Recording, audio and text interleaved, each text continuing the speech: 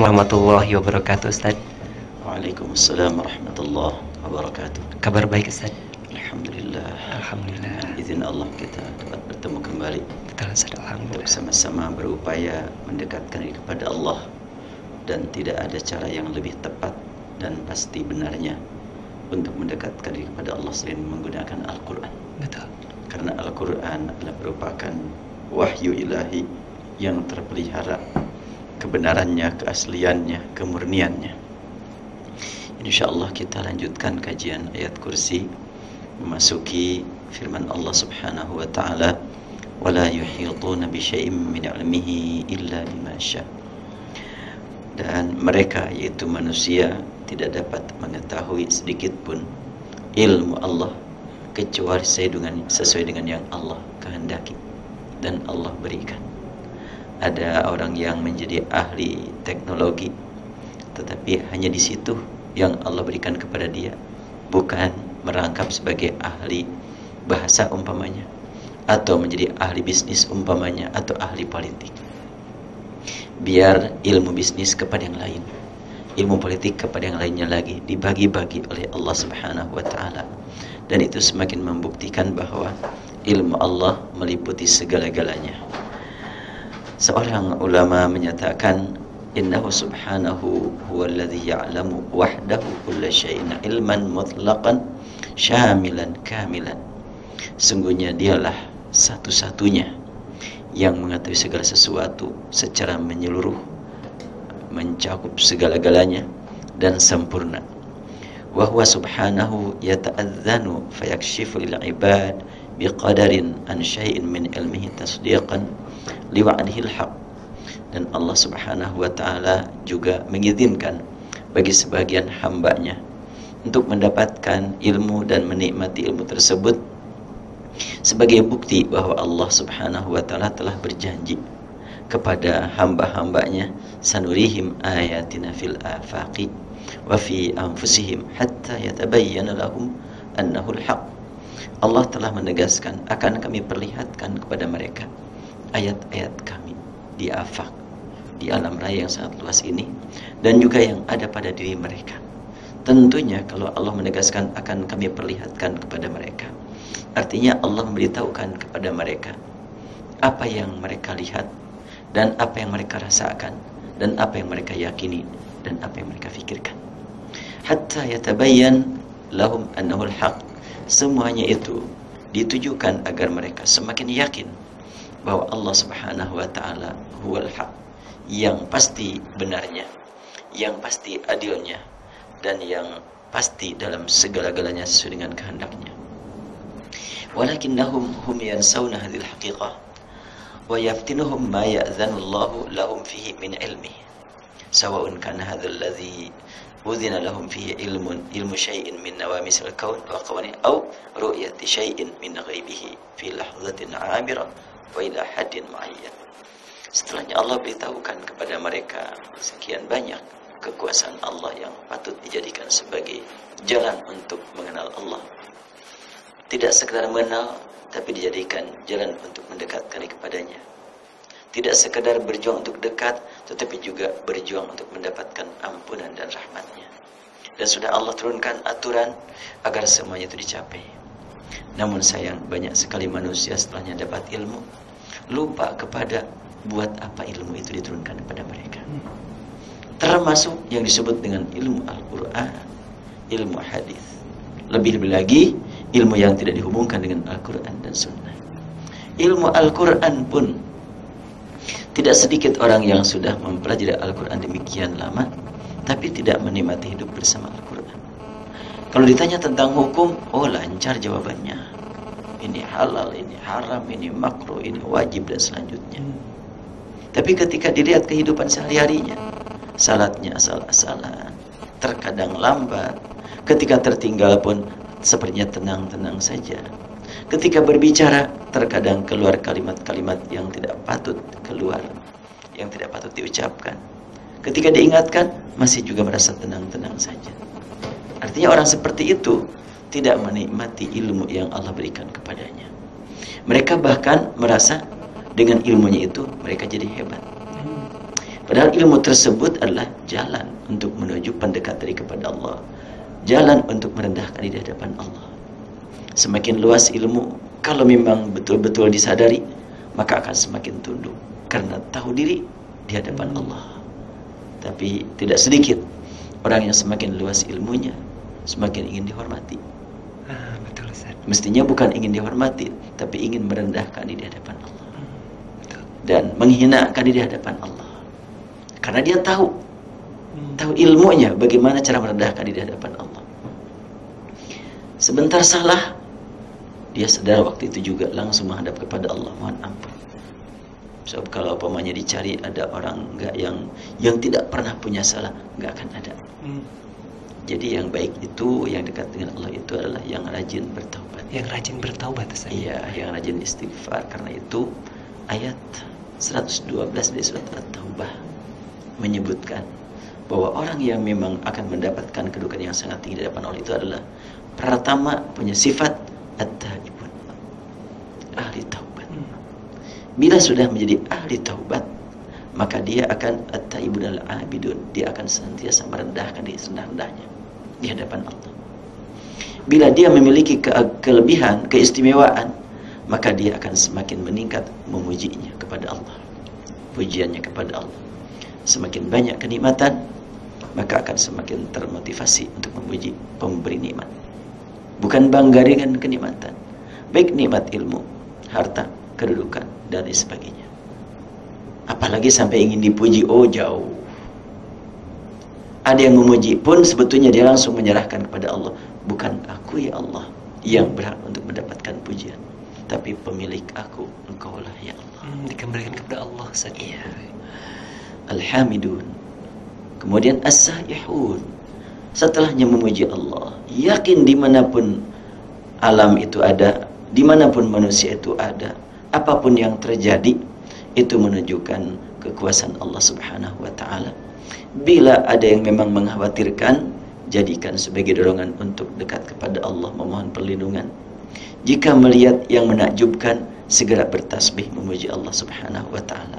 Karena itu, orang yang senantiasa memuji Allah termotivasi untuk melakukan perjalanan, melihat alam raya. Tadi disebutkan sanurihim ayatina fil afaqi. Jadi as-saihun itu adalah orang yang senantiasa mencari ilmu, menghadap kepada Allah ingin mendapatkan ilmu. Dan Allah sudah menegaskan, wala yuhituna bi syai'in min ilmi illa bima syaa.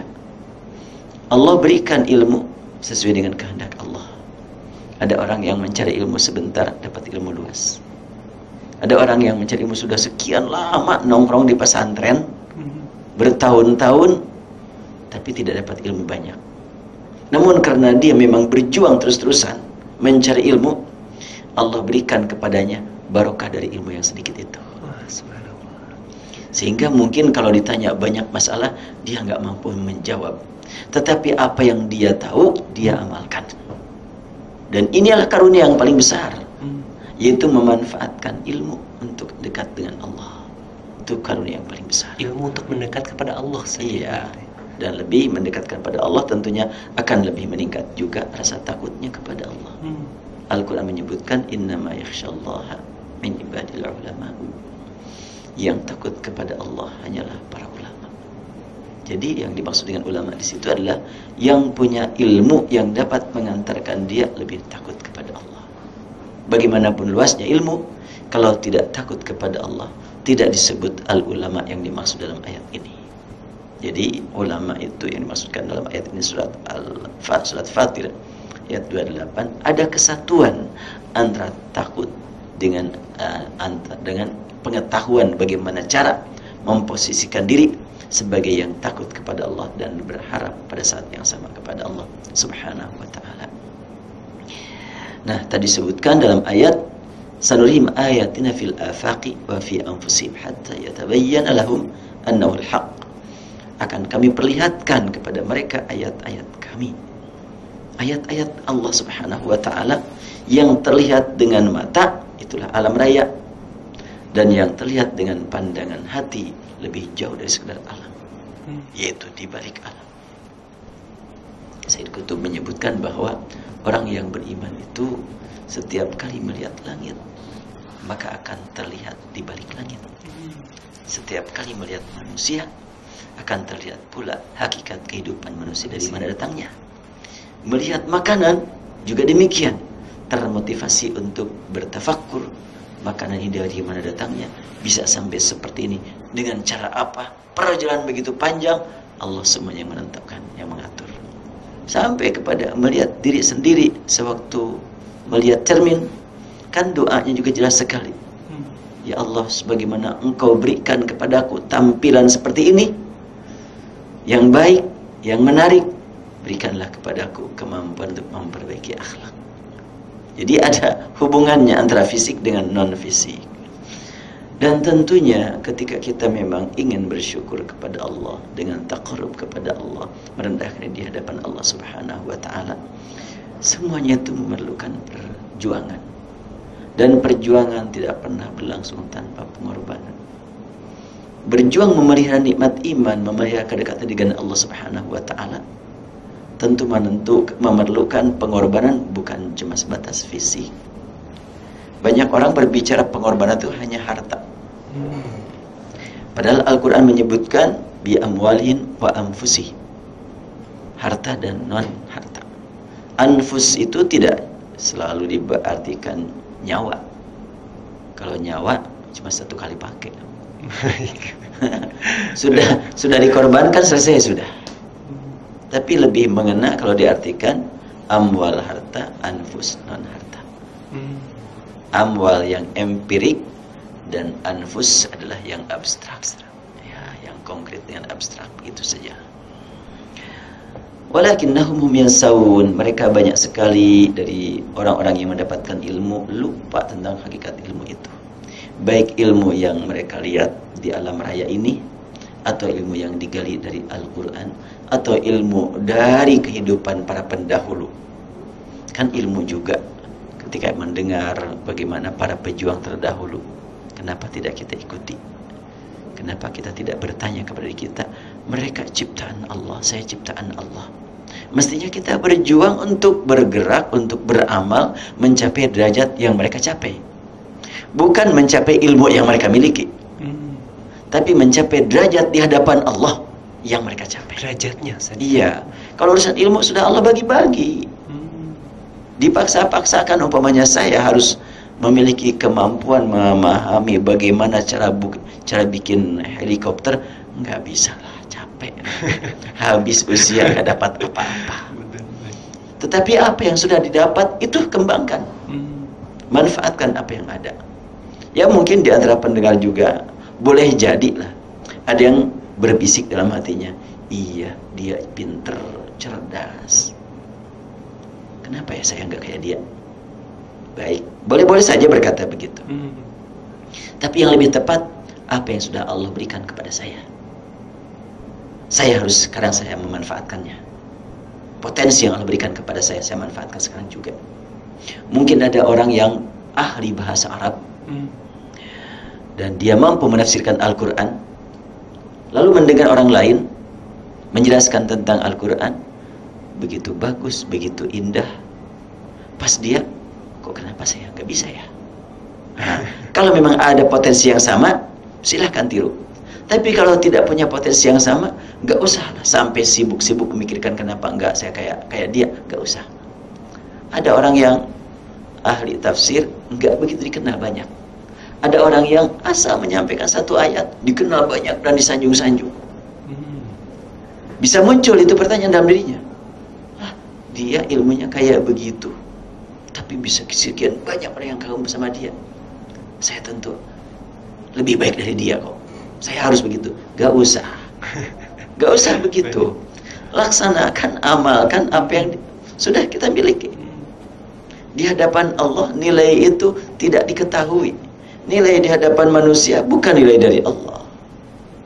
Di Indonesia ini cukup hebat ya. Seperti apa, Ustaz? Banyak pelajaran yang sangat bermakna di Indonesia ini. Ketika ada capres, yang satu doktor, profesor, yang satu dikatakan baru lulus SMA, tidak sampai S1, tapi dia yang jadi. Di Indonesia ini ada orang yang ahli tafsir, ahli hadis, ahli fikih. Wah, sekian banyak karyanya, dia juga jadi guru besar di mana-mana. Tapi yang kenal dia cuma mahasiswa. Sementara ada orang yang nggak dikenal ahli tafsir, nggak dikenal ahli hadis, nggak dikenal, tapi dia yang paling disebut sebagai ulama besar. Ya. Nah, itu semuanya adalah jangan sampai membuat kita tergiur. Jalani saja apa yang kita berikan, apa yang Allah berikan kepada kita, Apa yang Allah amanahkan kepada kita. iya, apa yang Allah amanahkan kepada kita lakukan dengan ikhlas semata-mata mencari ridha Allah. Nilai yang sebenarnya kan nanti di akhirat, bukan di dunia. Di dunia itu bukan nilai, bekal itu. Bekal saja. Baik harta, kedudukan, ataupun umpamanya popularitas, itu bekal. Bekal untuk taqarrub kepada Allah. Sebagaimana banyak orang yang terjebak dengan harta, banyak juga yang terjebak dengan ilmu, dan banyak juga yang terjebak dengan popularitas. Oleh karena itu maka kita harus senantiasa betul-betul mewaspadai diri. Tidak patut kita mengejar-ngejar apa yang sudah dicapai orang lain, tetapi apa yang sudah Allah berikan kepada kita, yuk kita manfaatkan untuk pribadi kita, keluarga, tetangga, orang yang terdekat, masyarakat, dan lebih luas lagi tentunya demi kepentingan umat secara keseluruhan. Bila memang mampu berdakwah dengan menggunakan Ustadz YouTube, Ustadz Ihsan jadi sederajat dengan Ustadz YouTube. Ya. Dan ini juga kan pengajian ini, siaran ini bisa dibuka di YouTube ya. Bisa dibuka di YouTube, bisa pendengar membuka di YouTube nama Saiful Islam atau Tasaku Maqdis, nanti akan bisa dibuka dan sudah masuk ceramah itu sudah 200 lebih. 200 lebih ya Ustaz, alhamdulillah. Sudah 200 lebih sudah masuk, bisa dilihat dan itulah merupakan upaya kita agar pengajian ini dicatat di hadapan Allah dan YouTube akan menjadi saksi nanti di akhirat. Tentunya kalau zaman Rasulullah SAW belum ada alat elektronik, begitu tersebar dakwah beliau kemana-mana, mestinya dengan alat elektronik lebih cepat lagi. Betul Ustaz. Itu aja. Jadi sekarang kita yakin, tapi ingat Allah yang menyebarluaskan ya. Dengan izinnya. Juga, iya, dengan izinnya semuanya. Boleh jadi ada materi-materi yang bagus sekali, tapi orang belum membukanya. Ada materi yang sederhana, tapi sudah dibuka oleh puluhan ribu, ratusan ribu orang. Itu juga gak usah jadi kesal. Kok ini materi kayak begini, kok banyak sekali yang mendengar, sementara materi yang bagus semuanya belum mendengar. Ya Allah lah yang atas izin Allah segala-galanya juga. Gak usah kita sampai kesal. Sebabkan kalimat tadi, wala yuhituna bi syai'in min ilmihi illa bima syaa. Tersebarnya ilmu pun kepada masyarakat luas bima syaa, sesuai kehendak Allah. Kalau sudah kita kembalikan kepada kehendak Allah, selesai. Kita yang penting bekerja, beramal, melanjutkan amal kita. Masih lanjut? Sekitar jeda dulu. Baik. Sahabat MG masih di kajian motivasi Al-Quran, bertanya tentang Ustaz, bagaimanakah dengan orang yang berkata kesuksesan itu yang kita dapatkan adalah karena ilmu semata-mata, bukan karena pertolongan Allah. Lalu kemudian bagaimana kita menyikapi orang tersebut, Ustaz? Ya, arti sukses tergantung yang mana. Baru orang pamannya kuliah ya. Baik. S1 udah selesai, dapat nilai cum laude, sukses. Kata orang yang sudah lama jadi sarjana, nyari-nyari kerja belum dapat, apa yang dikatakan sukses? Belum apa-apa kok. Betul. Iya kan, arti sukses itu sendiri memang tergantung penafsiran. Orang umpamanya punya jabatan dan naik jabatannya, dikatakan sukses. Padahal kata orang yang di atasnya, kamu belum apa-apa. Betul. Jadi tadi juga dengan ilmu dia mengatakan aku sudah sukses. Ya, sukses dalam hal apa dulu? Masih belum jelas. Belum jelas. Sukses berukuran dia. Bukan sukses dalam arti yang sebenarnya. Yang sebenarnya bagaimana sukses itu? Qad aflahal mu'minuna alladzina hum fi shalatihim khashi'un. Itu sukses yang sebenarnya. Atau alladzina yu'minuna bil ghaib sampai wa ulaika humul muflihun. Itu sukses. Bahkan Al-Quran menyebutkan kan al-muflihun, orang-orang yang sukses untuk selama-lamanya itulah mereka, bukan yang lain. Yaitu diawali dengan kalimat aman, dilanjutkan dengan iqamatus shalah, dilanjutkan dengan wa mimma razaqnahum yunfiqun. Pertama komunikasi qalbu dengan Allah, iman, dilanjutkan dengan praktik ibadah yang berlandaskan keimanan tadi, dan terwujud hubungan antara sesama manusia pada saat sholat berjamaah. Lalu hasil dari ibadah tersebut adalah satu tanggung jawab untuk umat yang banyak, makanya wa mimma razaqnahum yunfiqun. Bahkan bukan ada komunikasi dengan orang yang banyak pada waktu itu, tapi juga ada komunikasi dengan orang-orang yang sudah wafat. Walladzina yu'minuna bima unzila ilaik wa ma unzila min qablik wa bil akhirati hum yuqinun. Itulah ulaika lahum min rabbihim. Makanya ya berkata saya dengan ilmu sukses, iya, sukses menurut pandangan Anda. Baru sampai di situ. Baik, dan Ustaz sudah ada bergabung di line telepon, Ustaz. Yeah. Ada Bapak Abdurrahman dari Sumedang. Assalamualaikum warahmatullahi wabarakatuh. Waalaikumsalam warahmatullahi wabarakatuh. Silakan, Pak. Assalamualaikum Ustaz. Waalaikumsalam warahmatullahi wabarakatuh. Tentang bahasan ilmu, ada hadis yang artinya mungkin kurang lebih seperti ini. Orang ahli ibadah dibandingkan dengan seorang ulama itu bulan purnama dengan bintang. Artinya seorang ulama itu bisa lebih memberikan manfaat ilmunya kepada umat. Yeah. Kemudian di dalam Quran juga yarfa'illahu ladzina amanu minkum walladzina utul ilma darajat. Ya. Utul ilma darajat. Nah, seperti itu. Mungkin saya sebagai orang awam yang tidak pernah mengetap dunia pesantren saja. Harta juga mungkin secara finansial tidak begitu banyak. Kira-kira amal apa yang bisa dicapai untuk mendapatkan derajat terbaik di sisi Allah seperti itu? Iya. Mungkin itu saja. Iya. Assalamualaikum Waalaikumsalam warahmatullahi wabarakatuh. Ya. Yarfa'illahu alladhina amanu minkum walladhina utul ilma darajat. Allah angkat siapa? Amanu. Iman dulu. Dan sekian banyak orang yang beriman, ternyata derajatnya beda-beda. Ada yang semata-mata keimanan yang membuat dia sadar terus untuk beribadah. Ada yang memang setelahnya sadar, dia tidak pernah merasa tinggal diam melihat orang lain punya ilmu banyak, ya saya juga harus mencari ilmu. Urusan seperti apa yang didapat dari ilmu tersebut, Allah yang mengatur.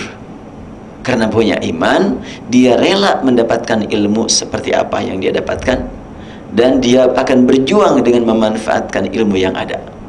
Nah, yang seperti inilah yang akan meningkat derajatnya. Jadi ilmu yang dilandaskan kepada keimanan. Kita khawatir kalau ungkapan tadi dengan ilmu aku sukses, khawatir mengganggu keimanan. Mestinya memang dengan adanya iman, maka dia termotivasi terus untuk mencari ilmu. Dan pertanyaannya yang baru saya disampaikan, jadi harus bagaimana kalau tidak pernah duduk di pesantren untuk supaya juga bisa mencapai orang-orang yang disebut sebagai ulama. Kata ulama dalam Al-Quran yang berkaitan dengan ulama yang terpuji, yaitu dalam surat Fatir ayat 28, kalau dihubungkan dengan ayat 27, diawali dengan kalimat alam tara annallaha anzala minas sama'i ma'an fa akhrajna bihi thamaratin mukhtalifan alwanuha wa minal jibali judadun bidun wa humrun mukhtalifun alwanuha wa gharabibu sud wa minan nasi wad dawabi wal an'ami mukhtalifun alwanuhu kadzalik innama yakhsyallaha min ibadil ulama. Tidakkah engkau perhatikan bahwa sungguhnya Allah telah menurunkan air dari langit? Orang yang memiliki ilmu tentang perjalanan air dan membuat dia semakin ingat kepada zat yang menurunkan air, itu termasuk ulama. Orang yang memperhatikan tentang ilmu pertumbuh-tumbuhan, gunung, wa minal jibali judadun, itu gunung disebut, dan pepohonan, buah-buahan, artinya dia ilmu biologi dia perdalam, ilmu geologi dia perdalam. Setiap kali dia membaca gunung, membaca tumbuh-tumbuhan, dia banyak bertasbih. Subhanallah, siapa sih yang menumbuhkan kalau bukan Allah? Aku cuma bercocok tanam, tanpa ada kekuasaan Allah tidak akan tumbuh. Kemudian gunung, ternyata tanpa gunung cukup berat kehidupan ini. Dan ketika gunung gundul juga terancam kehidupan ini. Allah yang menciptakan gunung, dan Allah tegaskan wal jibala autada. Gunung ini kami ciptakan untuk pasak-pasak bumi. Tanpa gunung bisa rusak bumi ini. Semuanya itu adalah kekuasaan Allah. Dan para ahli geologi menyebutkan apabila gunung tingginya 1000 meter kelihatan oleh manusia, maka ke dalamnya kan kira-kira 2000 meteran. Itu kan Al-Quran menyebutkan pasak bumi, pakukan lebih banyak yang tidak kelihatannya. Betul, daripada yang kelihatan. Nah, demikianlah Al-Quran. Nah, tentunya melihat gunung, dia ahli geologi, dia ahli umpamanya biologi, dia ahli anatomi, terus mengingat penciptanya. Itu semuanya disebut dalam Al-Quran al-ulama. Hanya saja kebanyakan orang kalau mendengar kata ulama adalah yang paling sering mengatakan qala ta'ala, qala Rasulullah di atas mimbar. Pada sekian banyak ulama yang ketakutannya kepada Allah lebih daripada para ahli mimbar. Mimbarer. Iya. Banyak yang lebih ahli, lebih khusyuk ibadahnya. Nah, itu sebetulnya al-ulama yang dimaksud dalam Al-Quran. Jadi Bapak juga yang bertanya, walaupun umpamanya tidak disebutkan lama di pesantren, tapi bisa mencapai derajat al-ulama yang dimaksudkan dalam ayat ini. Bahkan umpamanya seorang dokter, saya ngobrol pernah dengan seorang dokter tentang masalah saum. Kata dokter tersebut, ketika seorang ibadah saum, dia makan sahur, dan Rasulullah menganjurkan untuk makan sahur, maka makanan yang digunakan waktu sahur itu diresap, diolah dalam badan selama 4 jam pertama pengolahan, 4 jam kedua diresap, dan 4 jam kedua anggota seluruhnya diistirahatkan, sehingga pas waktu buka mendapatkan konsumsi makanan itu akan diserap sampai 80%, karena memang kondisi istirahat. Lalu sewaktu ibadah saum itu, kata dia, kalau orang tidak makan, tidak minum tanpa ada niat saum, usus itu menuntut, saraf itu menuntut makanan.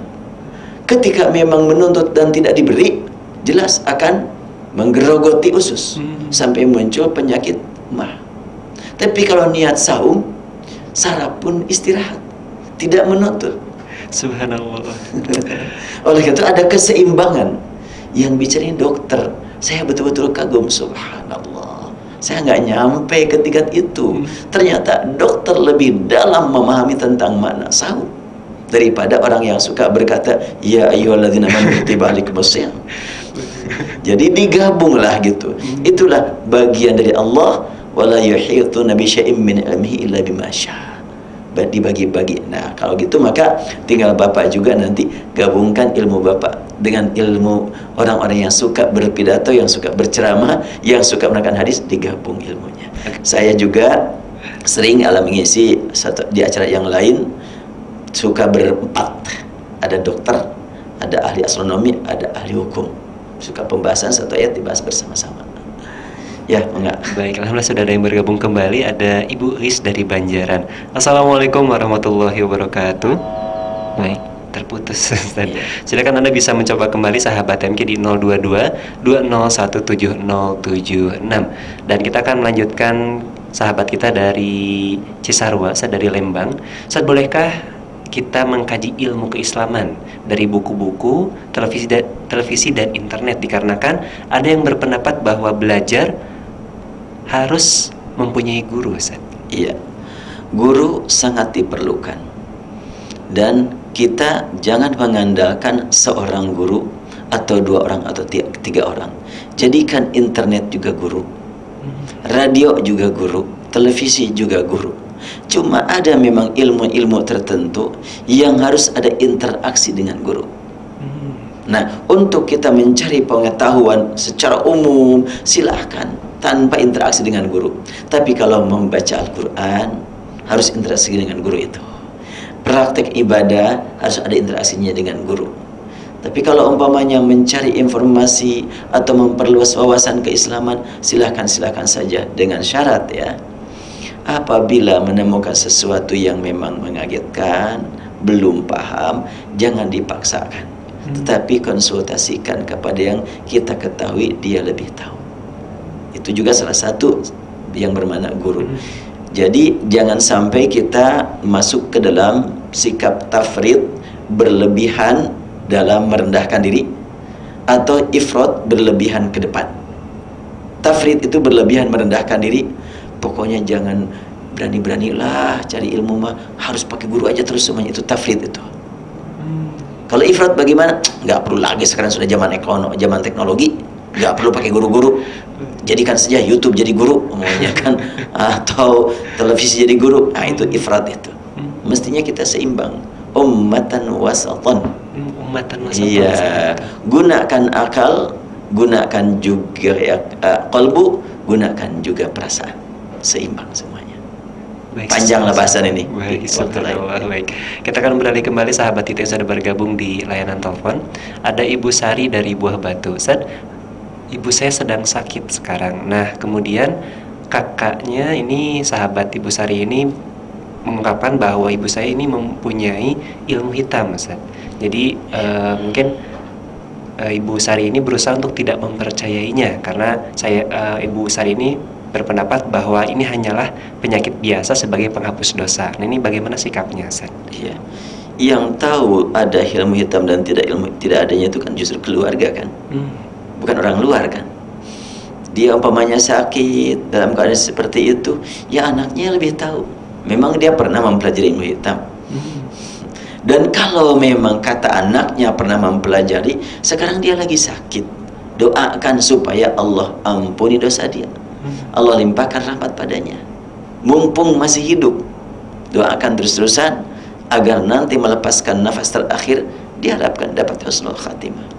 Doa anak soleh sangat bermakna buat orang tua.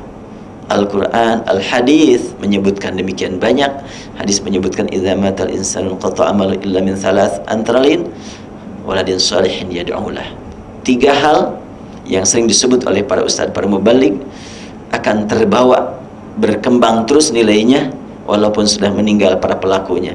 Di antaranya adalah adanya anak soleh yang mendoakannya. Jadi silakanlah berdoa saja sekarang, dan kalau memang tidak punya bukti, janganlah dikembangkan istilah-istilah itu. Ilmu hitam atau umpamanya apalagi ya kesurupan atau umpamanya kemasukan jin, tidak punya bukti semuanya itu. Serahkan saja kepada Allah Subhanahu wa taala. Baik, kita akan menyapa sahabat kita yang sudah bergabung di layanan telepon. Ada Ibu Tanti dari Cimahi. Assalamualaikum warahmatullahi wabarakatuh. Waalaikumsalam warahmatullahi wabarakatuh. Silakan Ibu. Ya, maaf keluar dari tema ya. Iya. Ini Pak Ustadz mau bertanya, apakah kotoran cicak itu najis atau bukan? Karena kadang tidak bisa dihindari ya, ketika kita tidur atau ya dimanapun kita berada, selalu ada gitu ya kotoran cicak. Nah, kadang kita jadi ragu, misalnya kena rambut apa mesti keramas basuh atau bagaimana. Ya, mohon penjelasannya Pak Ustadz, apakah termasuk najis atau tidak? Hatur nuhun. Assalamualaikum Waalaikumsalam warahmatullahi wabarakatuh. Ya, memang cicak ini agak unik. Unik saja. Ya, Rasulullah sampai menganjurkan untuk membunuh cicak. Karena memang mengganggu sih. Apalagi kalau umpamanya lagi sholat tiba-tiba ke tempat sujud ada, aduh jatuh kotoran cicak kan lah gitu. Kalau kering ya tinggal ditiup mungkin langsung terbang itu atau menjauh. Tapi kalau masih basah dan baunya juga menyengat, ya yang jelas itu adalah khaba'ith, kotor itu. Jadi memang kita hindari. Bagaimana terkait dengan apabila memang kena ke rambut atau ke badan kita? Mungkin yang paling menjadi masalah adalah aromanya itu, baunya itu. Kalau kering tentunya jatuh ke kita, ya sudah berlalu saja begitu. Tidak mengenai kita, tidak sampai nempel. Diharapkan jangan sampai mengganggu kekhusyuan kita dalam sholat. Lanjutkan saja sholat itu. Kalau memang tidak nempel pada diri kita. Apabila nempel, ya tentunya kalau sekiranya memungkinkan untuk dicuci dulu, cucilah. Bila tidak memungkinkan karena kondisinya dalam keadaan darurat, Allah Maha Pengampun, Allah Maha Pemaaf, Allah Maha Tahu ini dalam kondisi yang memang di luar jangkauan. Jadi kita tentunya kembali kepada kaidah yang diambil dari Al-Quran, yuridullahu bikumul yusra wa la yuridu bikumul usra. Allah menghendaki kamu yang mudah-mudah, tidak menghendaki yang susah-susah. Rasul bersabda, yassiru wa la tu'assiru, yassiru wa qaribu, mudahkanlah, jangan sampai mempersulit diri. Kemudian kaidah usul fikih menyebutkan al-masyaqqah tajribul taisir, kesulitan itu membuka jalan untuk mencari kemudahan. Jadi dari mulai Quran, hadis sampai ungkapan para ulama. Jadi intinya bahwa apabila memang mengganggu dan kita mampu, masih ada kesempatan untuk membersihkan, bersihkan dulu. Terlepas dari istilah najis atau tidak najisnya, tapi bersihkanlah supaya kita khusyuk dalam beribadah. Sebab ini bisa mengganggu secara perasaan juga. Ada was-was. Iya, ada was-was. Nah, kalau sekiranya masalah memang sejauh mana kata najisnya ataukah tidak, ya kalau ada nas dari Al-Quran pasti, kalau ada nas dari hadis selama memang sahih adalah pasti, tapi kesahihan hadis perlu waktu untuk mengkajinya. Dan yang paling penting buat kita adalah bahwa yang kotor-kotor hendaklah dijauhi. Allah menegaskan yuhillu lahumut thayyibat wa yuharrimu 'alaihimul khaba'its. Jadi yang khaba'its, yang kotor kita jauhi. Betul sekali, dan kita akan jeda kembali Ustaz tentunya.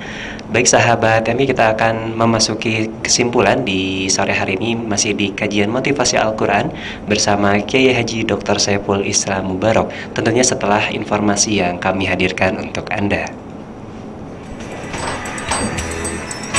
Kami akan kembali setelah informasi dari relasi kami berikut ini.